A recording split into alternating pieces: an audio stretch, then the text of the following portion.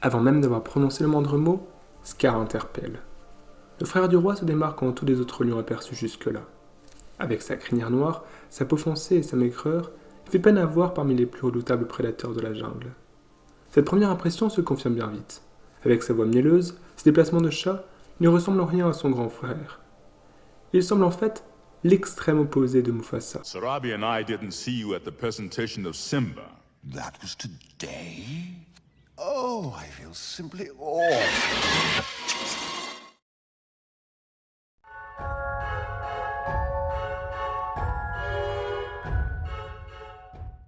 Leurs parents ont sans doute toujours préféré Mufasa à Scar. Le nom de leur aîné signifie littéralement roi. Scar, faible et laid, avec une coloration de peau différente, a probablement été négligé, considéré comme un paria. Il n'est pas difficile d'imaginer Mufasa enfant utilisant cet avantage pour surpasser son frère aux yeux de tous. Scar ne voit donc la société que comme une relation entre dominant et dominé, où les forts écrasent les faibles. Faible de nature, Scar n'a pas eu d'autre choix en grandissant que de développer son intelligence et sa ruse. En cela, il peut être vu comme une métaphore de l'espèce humaine à ses origines, qui compensait sa faiblesse physique à la naissance par la ruse et manipule les autres animaux pour les mettre à son service. Scar ne reconnaît pas la légitimité de Mufasa à monter sur le trône. Jaloux, il se dit qu'il aurait été à sa place s'il n'était pas né le second. Plus intelligent que son aîné, il est convaincu de pouvoir faire mieux que lui à sa place. Life's not fair, is it? You see, I shall never be king. And you shall never see the light of another day. Après ces années, passées dans la jalousie des soifs de pouvoir, Scar est devenu un être égoïste, blasé et cynique. Cependant, l'ambition de Scar semble impossible à assouvir au début du film. Mufasa, le roi légitime, est apprécié de ses sujets et règne sur un royaume paisible. De plus, il a un héritier et est respecté par tous les autres lions. Même s'il arrive à éliminer Mufasa et Simba, Scar sera considéré comme un assassin et ne pourra s'imposer par la force aux autres lions. Un coup d'état paraît impossible, à moins de monter un plan particulièrement habile. Cela tombe bien, car l'habileté, Scar n'en manque pas. Le frère du roi a une faculté rare à déceler les failles psychologiques et erreurs des personnes qu'il rencontre dans le but de les manipuler. La faille du jeune héritier est toute trouvée.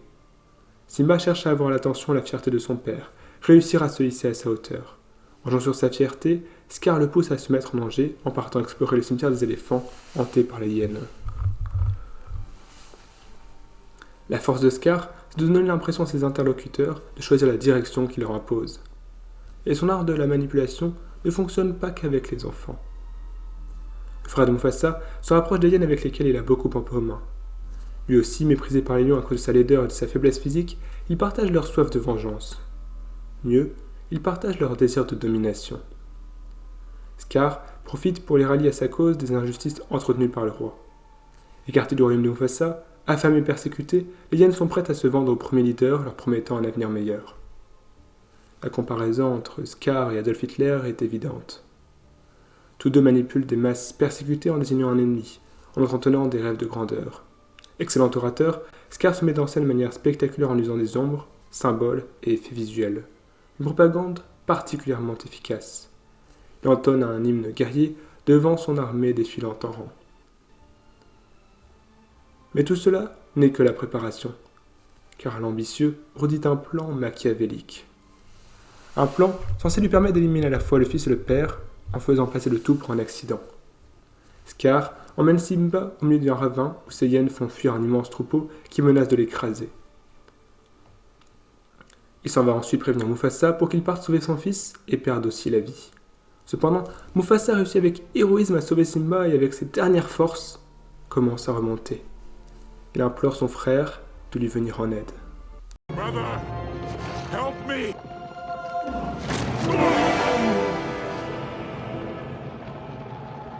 Long live the king. Après la mort de Mufasa, Scar retrouve son neveu près du cadavre. Au lieu d'éliminer directement son neveu, il se permet un dernier raffinement de cruauté. Il fait croire à Simba qu'il est coupable de la mort de son père. Run away and never return. Tout aurait été parfait si Scar n'avait pas fait l'erreur de laisser les hyènes s'occuper d'achever Simba. Un trait commun à de nombreux antagonistes qui préfèrent prendre le risque de laisser leur ennemi vivant plutôt que de se salir les mains. Cependant, cette erreur seule n'est pas si grave pour Scar. Simba est brisé, incapable d'affronter le jugement des siens et fuit dans le désert, dans une marche sans retour. Car à ce stade du film, Simba ne représente plus une grande menace pour Scar. Le nouveau roi est plutôt fragilisé par sa propre déficience émotionnelle. Si son absence d'empathie l'aide à réaliser ses plus noirs desseins, elle constitue aussi sa plus grande faiblesse. Scar méprise tous ceux qui l'entourent, simples outils à ses yeux. Cela provoquera sa chute. Pour le moment, Scar profite de sa victoire triomphale. Il jubile enfin débarrassé de Mufasa. Lorsque son frère est mort, il a vu pour la première fois de la peur dans son regard. Feintant la tristesse, Scar prononce le discours de raison funèbre de son frère et de son neveu. Les lions endeuillés sont obligés de l'écouter, et en tant que nouveau roi, de lui obéir. C'est au cours de cette prise de parole que Scar annonce le début d'une ère nouvelle. Yet out of the ashes of this tragedy, we shall rise to greet the dawning of a new era, in which lion and hyena come together in a great and glorious future. Cependant, l'ère de Scar sera tout sauf grande et glorieuse. Bien vite, sa réussite prend un goût amer. Une fois monté sur le trône, Scar comprend la difficulté du pouvoir. Il ne parvient pas à maintenir le cycle de la vie si cher à son prédécesseur. Le royaume autrefois florissant devient un désert sombre. Celles qui l'ont mené au pouvoir, les hyènes, sont les premières déçues par ses promesses non tenues. Elles retrouvent la position qu'elles occupaient du temps de Mufasa, affamées, démoralisées et rancunières. Zazu, le messager, est enfermé dans une cage, symbolisant l'absence de communication entre le roi et son peuple. Scar s'isole, incapable de trouver des seconds et conseillers à son goût. Il se goinfre tandis que son peuple mord de faim. Plus que jamais, la comparaison avec son frère, même réduit à l'état de fantôme, le hante. Scar refuse d'assumer la responsabilité de son échec.